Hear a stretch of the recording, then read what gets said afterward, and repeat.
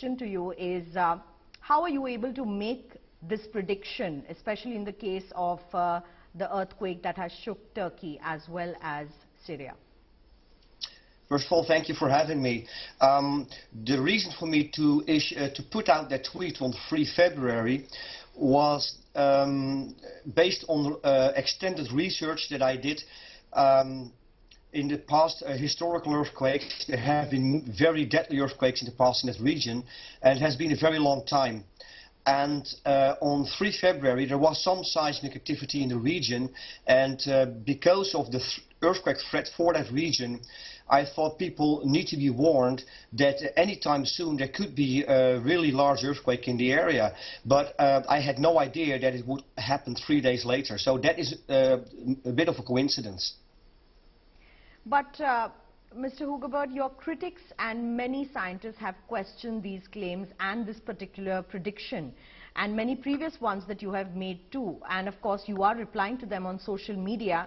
But what are your comments to those people who are saying that one cannot predict an earthquake? In fact, the US Geological Survey has also said that no scientist has ever predicted a major earthquake. The reason is that the method that we use is controversial, and this is because we have done extended research also into historical earthquakes, and we look specifically at the position of the planets at the time of large earthquakes in history.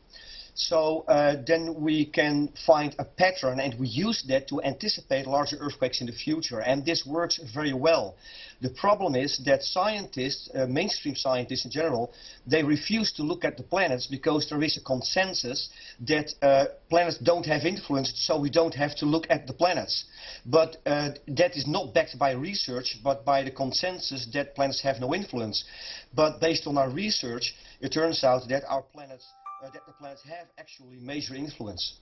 I want to ask you, because you have also predicted another major earthquake spread across Afghanistan, Pakistan and through India right till the Indian Ocean region. Is there any sense when it may occur and what will be the extent of damage that it could cause? There is a bit of confusion, I think, because in our forecast we explained that the purple band that you see on the map doesn't mean a rupture zone, so it doesn't mean that there will be an earthquake starting in Afghanistan into the Indian Ocean.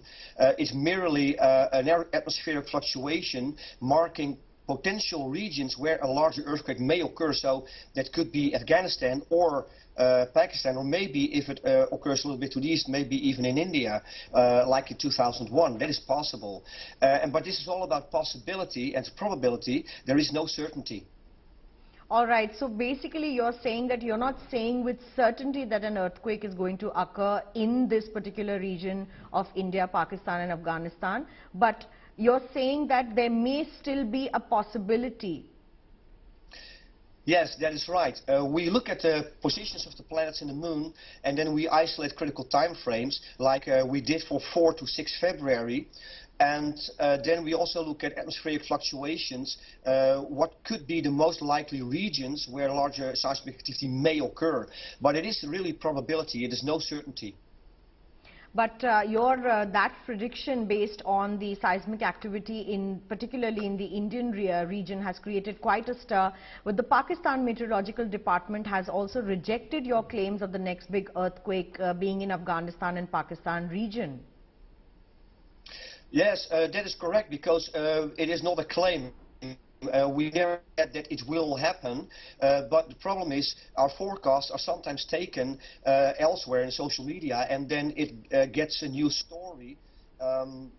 But in our forecast we really talk about probability, and Pakistan, Afghanistan, the regions that we marked are probability.